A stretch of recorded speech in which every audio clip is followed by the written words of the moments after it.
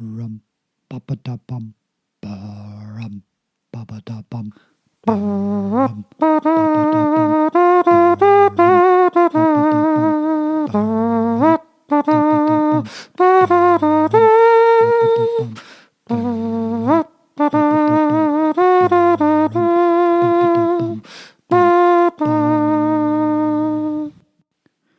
Wow, listen to that.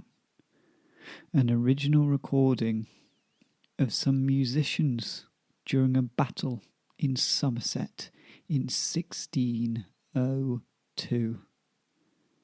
Quite stirring. Hello, and welcome back to the final couplet with me, Theo Cowan. Today, we will be looking at Sonnet 35. I'm just joking. What comes after 2? It's 3. We're looking at Sonnet 3. I think it might be nice just to recap what happened in Sonnet 1 and indeed Sonnet 2, because they were pretty much identical in their meaning. You'll remember that Shakespeare was directing his first 2 sonnets at a rather lovely looking young man who we've called John. And he was imploring him to have kids. Because essentially he was saying, you're going to get old and ugly and you're going to want a kid to look at when you're that old and ugly, to go, oh yeah, I've got a lovely looking kid. And that's essentially the meaning of the 2 sonnets. Now I wonder if Sonnet 3 is going to be more of the same, or if Shakespeare will go, oh, I'm just going to leave this here, I'm going to park it.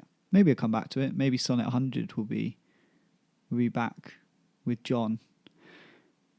Or if Sonnet 3 will continue his quest to make John have a kid. Let's take a listen, shall we? Sonnet 3. Look in thy glass and tell the face thou viewest. Now is the time that face should form another, whose fresh repair if now thou not renewest, thou dost beguile the world, unbless some mother. For where is she so fair whose uneared womb disdains the tillage of thy husbandry? Or who is he so fond will be the tomb of his self-love to stock posterity? Thou art thy mother's glass, and she in thee cools back the lovely April of her prime. So thou through windows of thine age shalt see, despite of wrinkles, this thy golden time. But if thou live remembered not to be, die single, and thine image dies with thee. Uh-oh, John. Here we go again. Shakespeare's at it again. It does appear that Sonnet 3 is very much in the same vein as Sonnet 1 and 2. I'd say it doesn't seem as harsh on first listening as Sonnet 2. I thought Shakespeare maybe went a bit far in Sonnet 2. And if I was John, I'd probably not want to speak to Shakespeare again. So it's interesting that Shakespeare has gone away and written Sonnet 3, changing tack slightly. Let's break down what we think it means line by line. Look in thy glass and tell the face thou viewest. Now is the time that face should form another.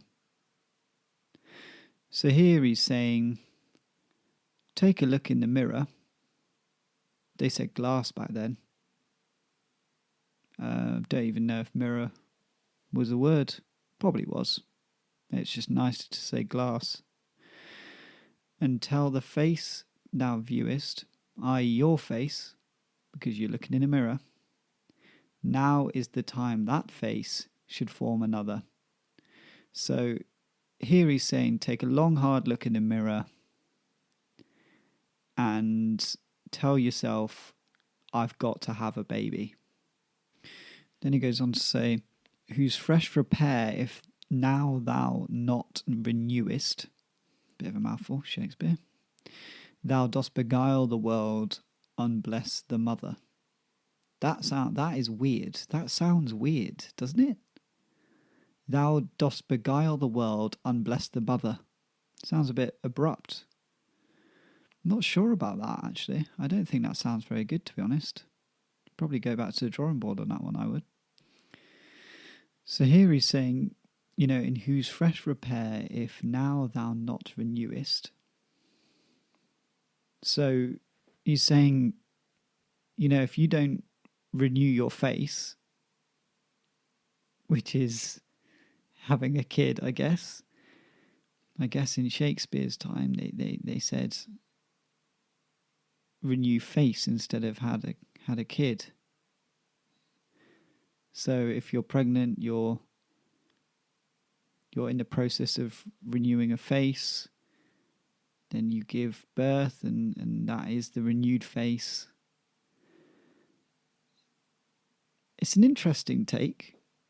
I prefer having a baby, but renewed face has its own charm. Thou dost beguile the world, so you've cheated the world if you don't have a baby. Unbless the mother. And that, I think, is talking about the mother, the mother to be of your child.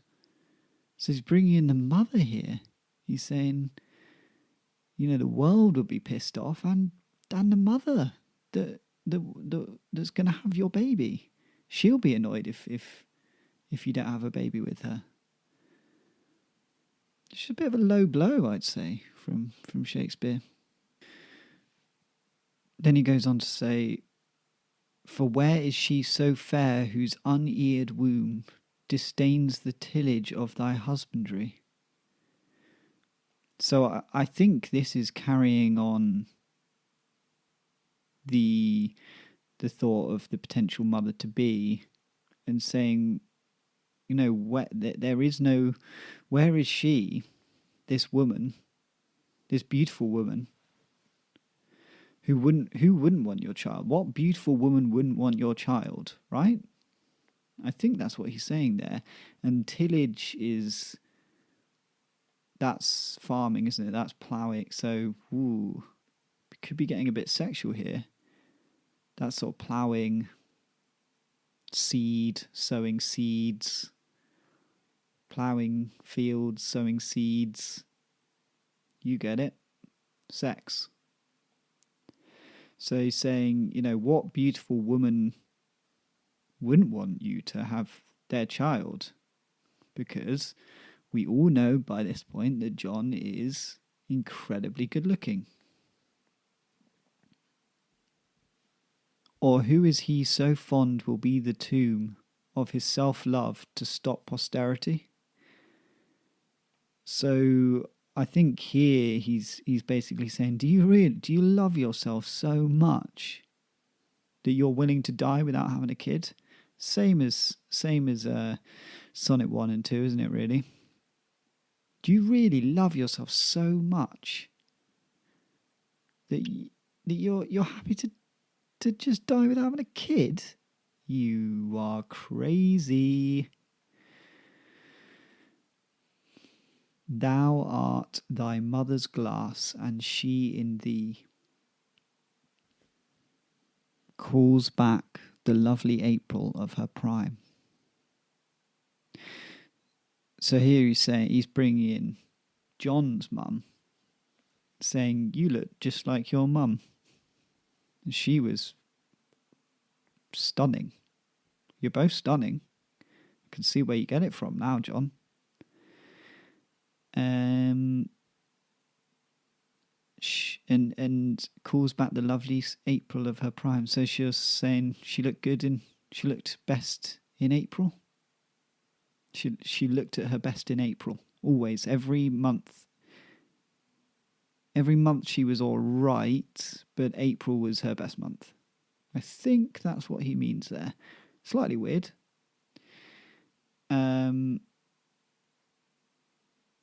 So thou through windows of thine age shalt see, despite of wrinkles, this thy golden time. So again, this is, when you're old, you're going to look back on this time and think, I should have had a kid. So he's driving home again. He's gone on a different tact. He's brought in mothers. He's brought in, sowing seeds and looking in the mirror. But now he's gone back to his classic where he's saying, you will grow old and you will regret this. But if thou live, remembered not to be, die single, and thine image dies with thee. Now here, this is pretty full on, isn't it? I mean, the other stuff has been nice and sort of flowery language, and this one really is to the point. I think this is my favourite final couplet so far. It just says, does what it says on the tin, this one. But if thou live, remembered not to be, die single, and thine image dies with thee. So if you die single, that's the end of you. Ain't no one seeing your lovely face again. That's a horrible thought, isn't it, John? Very brutal. A very brutal ending. Right.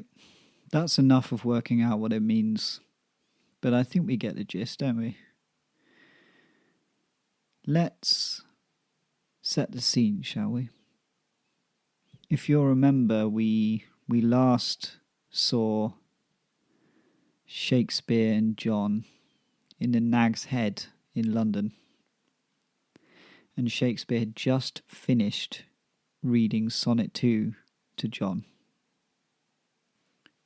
Shakespeare finished reading Sonnet 2, folded it away and put it back in his pocket.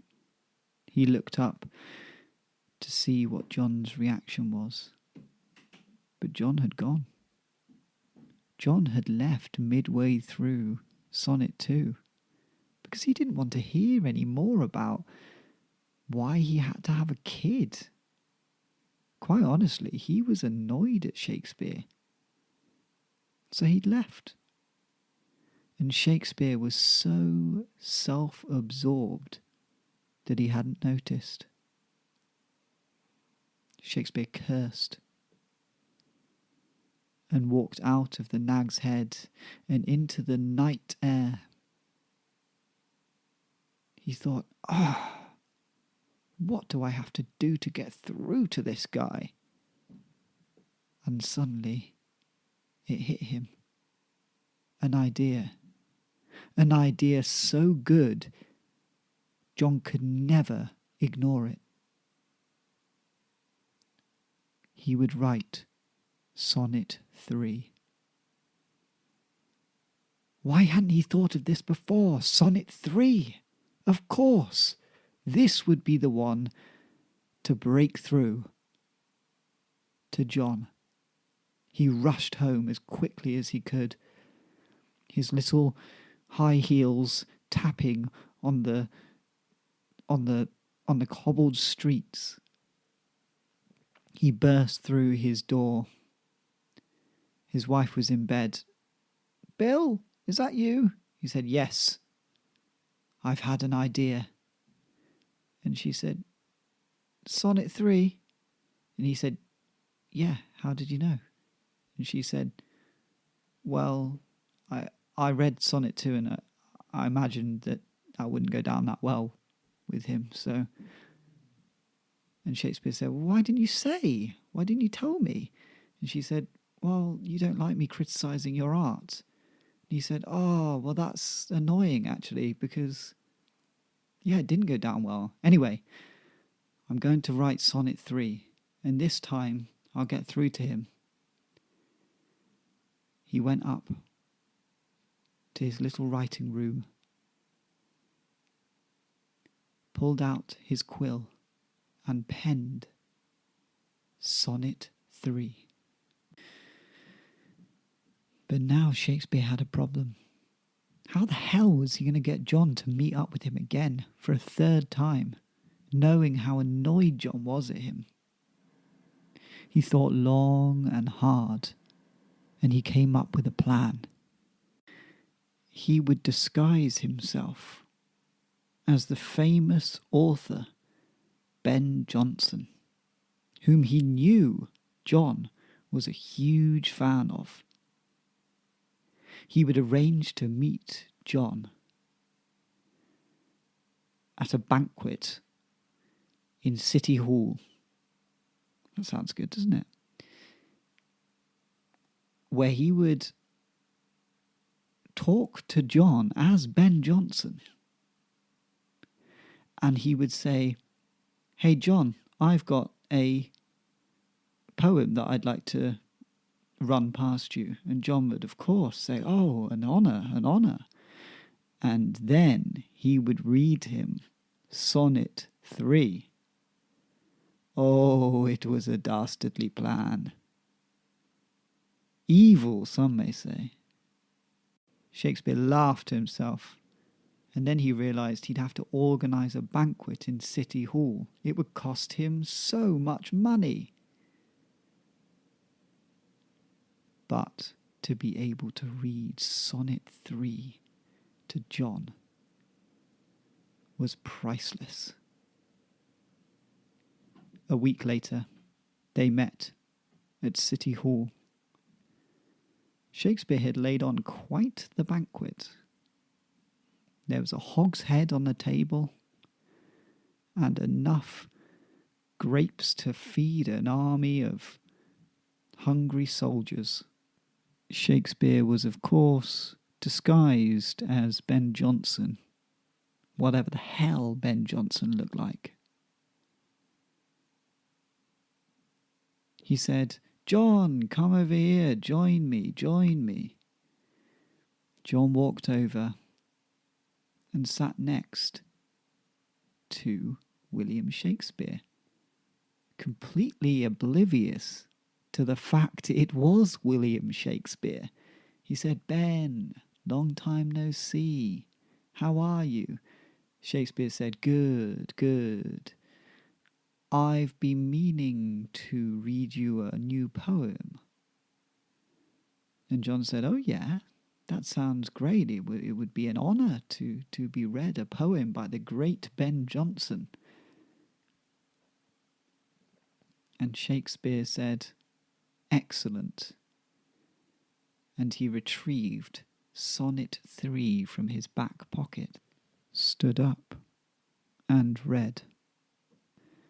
Take a long, hard look in the mirror and tell the face that you see looking back at you that you need to make a new face. If you don't have a child, the whole world will be annoyed at you, and so will the future mum of that child. You're so good looking. What woman wouldn't want to have sex with you? Or do you really love yourself so much that you're happy to die without having a kid?